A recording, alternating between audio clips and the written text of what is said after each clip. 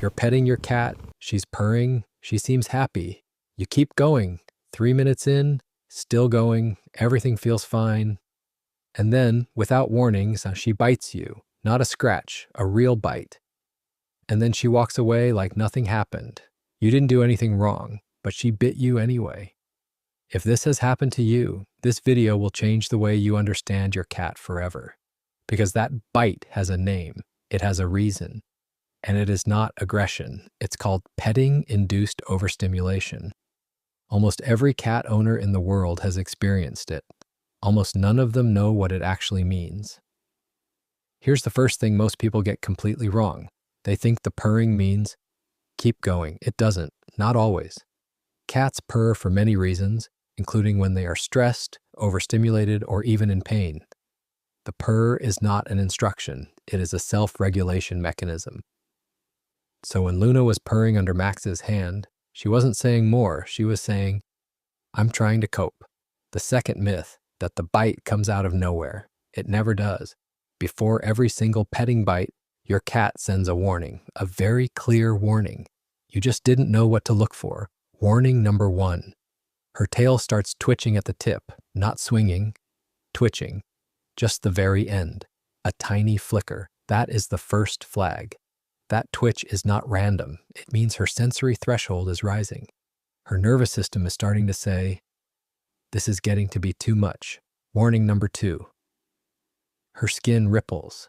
A small shiver moves across her back, like a wave traveling under the fur. That is her nervous system saying, too much input. Warning number 3. Her ears rotate. Not flat, just shifted, backward or to the sides. She is no longer listening to the petting, she is listening for escape. Warning number 4.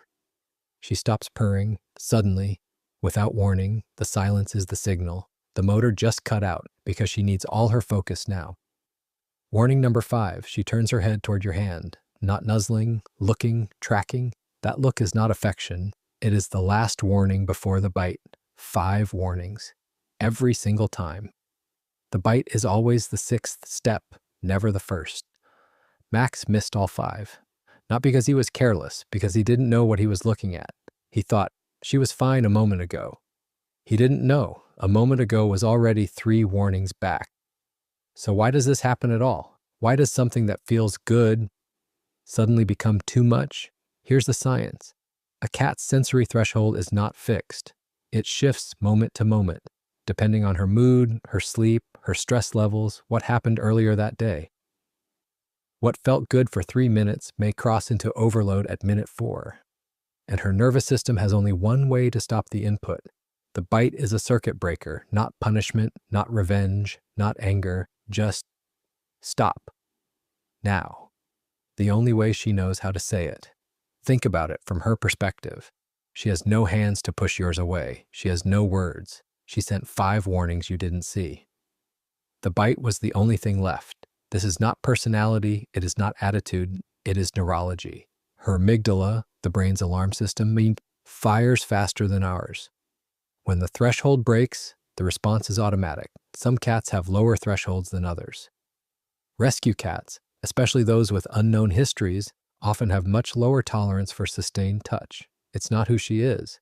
It's what she went through before you. Every cat is different. What works for one cat for 10 minutes may work for yours for 30 seconds. The length doesn't matter, the signals do. Here's what Max changed. He started petting in shorter sessions, 30 seconds. Then he stopped, completely, lifted his hand, waited. He let Luna decide if she wanted more. He focused on the safe zones, behind the ears, under the chin, base of the tail near the spine. He avoided the belly, always, and the lower back near the tail. These areas are dense with nerve endings. They overload fastest. He watched for the tail twitch. The moment he saw it, he stopped. Not after the skin ripple, not after the turned head, at the first twitch. And then he waited. If Luna rubbed her head against his hand after he stopped, she was asking for more, on her terms. That is the difference between forced contact and chosen contact. Within a week, Max stopped getting bitten. Not because Luna changed, because Max learned to read what she had always been saying. Luna isn't mean, she never was. She was just waiting for someone to listen before the last warning. And now she doesn't have to bite to be heard.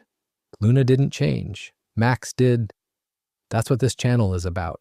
Understanding what your cat is actually feeling, so you can actually help her. New video every week. Subscribe so you never miss a decode. And tell me in the comments, has your cat ever bitten you mid-petting? How many of those 5 warnings do you think you missed? I read every single one. Next week, why your cat stares at you without blinking. It's not what you think. See you then.